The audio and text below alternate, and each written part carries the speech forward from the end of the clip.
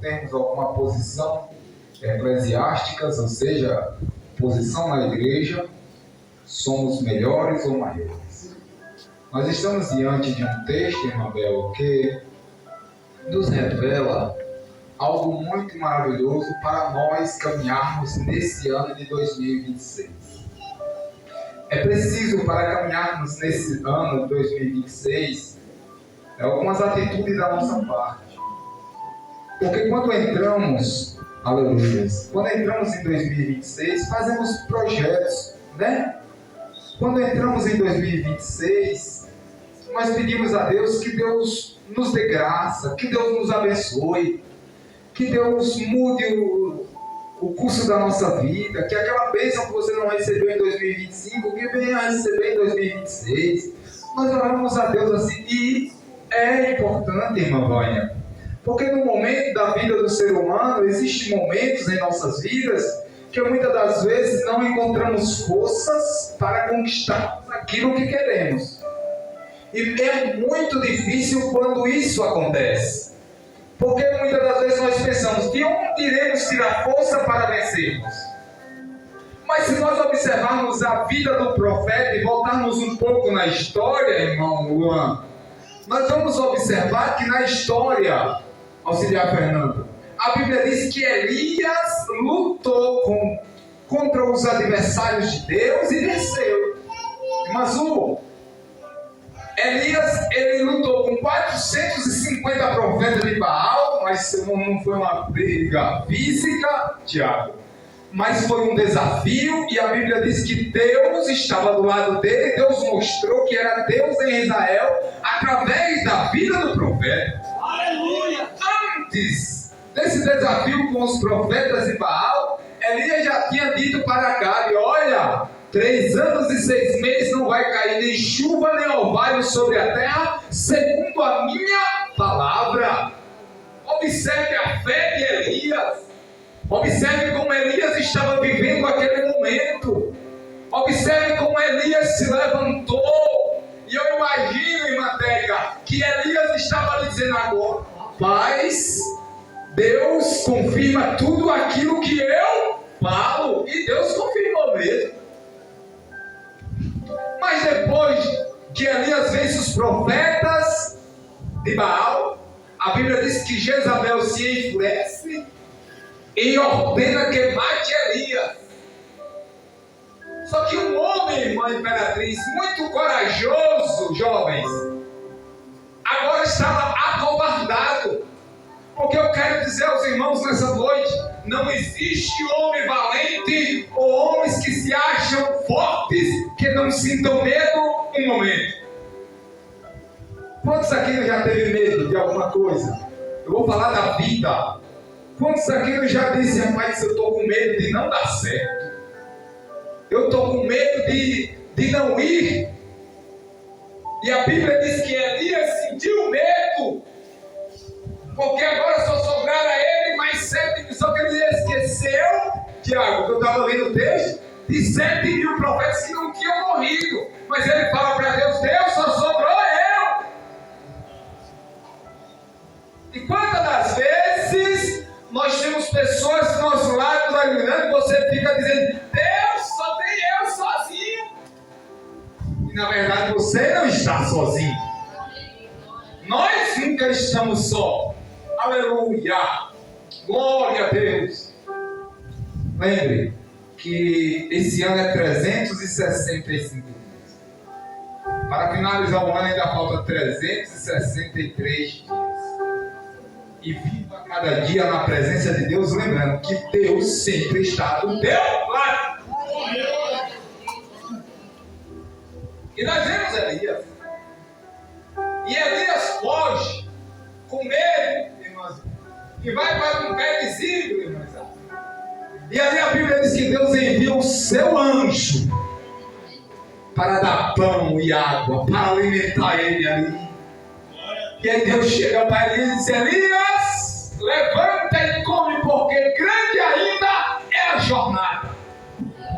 Pensamos que acabou, e na verdade a caminhada ainda é longa.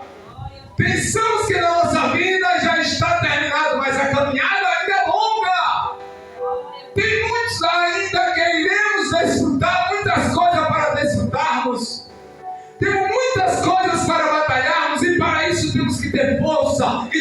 a força é Deus.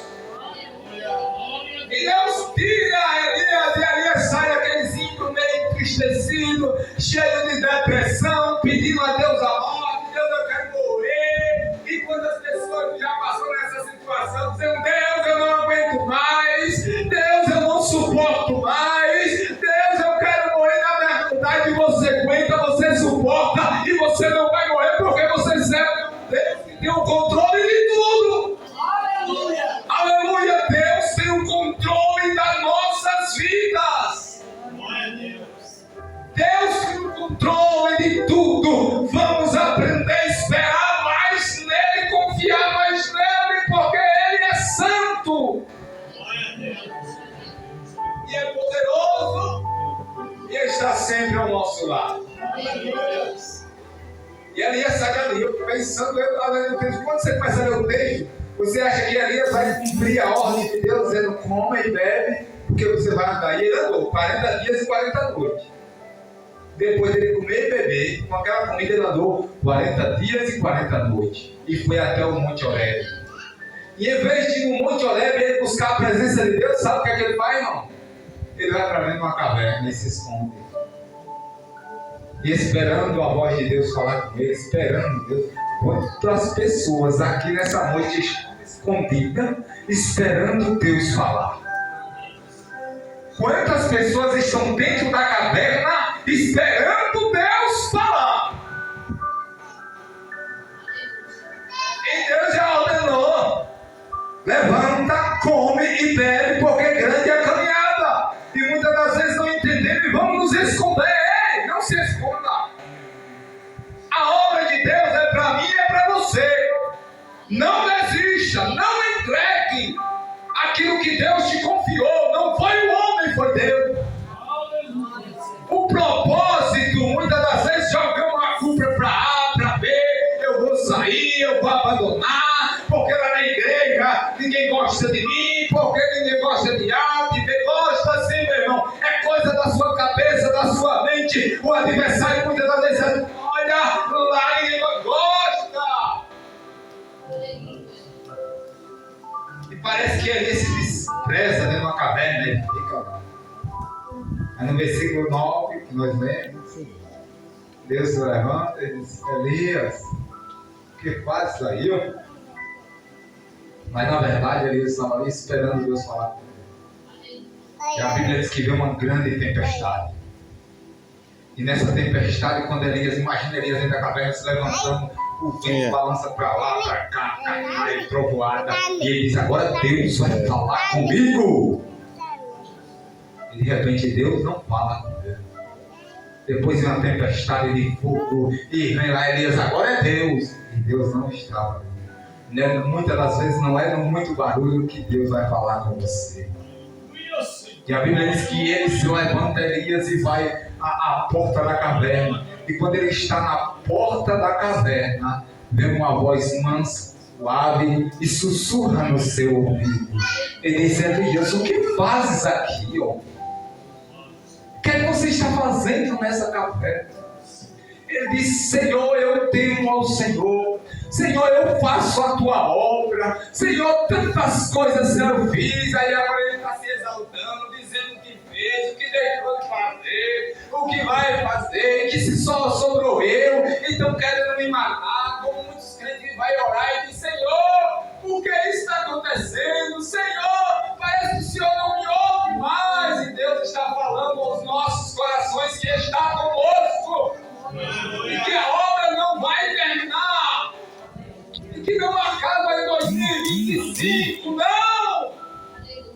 Não adianta ficar dentro da caverna. E muitas das vezes a caverna não é o seu quarto. Muitas das vezes a caverna não é a sua casa. É o seu próprio coração que você está preso. Irmão, é necessário perdermos no material para ganharmos no espiritual. Tem coisa que é necessário dar um passo para dar depois 3 para frente. Elias recuou um pouco, porque ele sabe, estava muito enfurecido. Aí eu lembro do apóstolo Paulo. Escuta. O apóstolo Paulo chega para Deus, que que a Bíblia diz que ele tinha um espinho na carne. Ele disse: por 3 vezes orei ao Senhor, pedindo que ele retire de mim esse espinho na carne. Sabe qual foi a resposta de Deus? A minha graça. Como foi a resposta de Deus? A minha graça. Porque o meu poder se aperfeiçoa na sua fraqueza. Aleluia. O poder de Deus, Natan, aperfeiçoa nas nossas fraquezas. Onde somos mais fracos, o poder de Deus se aperfeiçoa. Quando nós mostramos a nossa fragilidade, é aí onde Deus opera. Eu imagino o apóstolo Paulo pregando naquela euforia. Olha que o homem era bravo. E pregava, não tinha medo de prisão, de magistrado, de polícia, de ninguém. E ele pregava com ousadia. Né? Imagina o presbítero Alex, você naquela ousadia pregando, indo preso, né? Mas quando ele se achava grande, quando ele tentava se gloriar, aí ele se sentia na pele, porque ele não podia se gloriar, porque ele ainda tinha um espinho na carne. Deus mostrou para Paulo dizendo o seguinte: olha, Paulo, você pode até ser o Paulo, mas eu sou o Senhor dos Senhores, o poderoso, e você é frágil, mas eu não. Deus mostrou para Paulo e mostra para nós nessa noite que somos frágeis, por maior que seja a nossa posição, por mais dinheiro que temos, somos frágeis. Escolha o homem mais rico do mundo, não sei se é Elon Musk ou se é outro, eu acho que é ele mesmo. Elon Musk é um dos maiores inventores de todos os tempos. Ele é um homem mais rico, mas ele é muito frágil. Sabe por quê? Porque muitas vezes ele tem dinheiro, ele tem a riqueza, não tem o Deus, Criador dos céus e da terra. Deus, ele é fiel em nossas vidas. 2026 será diferente na tua vida. Mas toma uma decisão diferente também. Saia da caverna. Saia literalmente da caverna.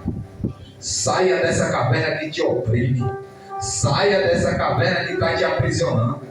Saia em nome de Jesus. Saia dessa caverna. E comece a entender que a obra de Deus, ela não é física. Ela é espiritual. E é necessário que levantemos para entender isso. É necessário que muitas das vezes Deus nos corrija e que recebamos a correção com prazer. E Deus repreendeu Elias. E Deus falou: Elias, não acabou. Saia dessa caverna. Saia desse lugar. Saia, como disse o irmão, da zona do conforto.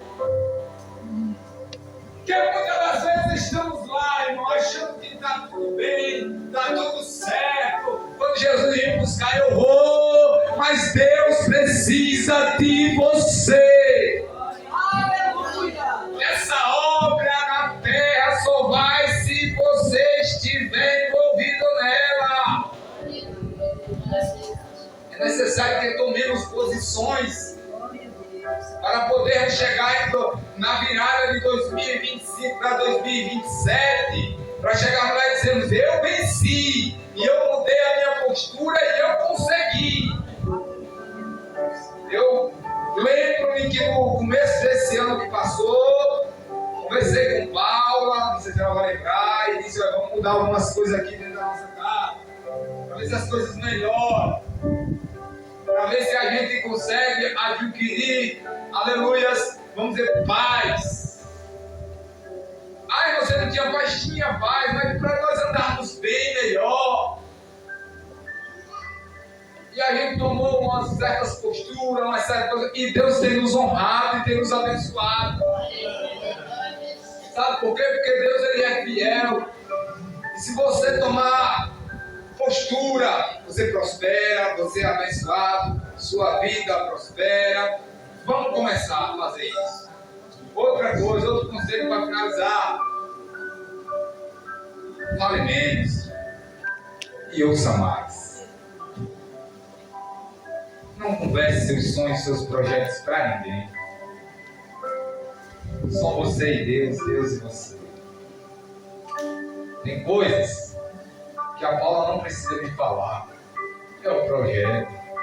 Tem coisas que eu não preciso falar para ela. É o projeto. É assim. E Deus vai honrar.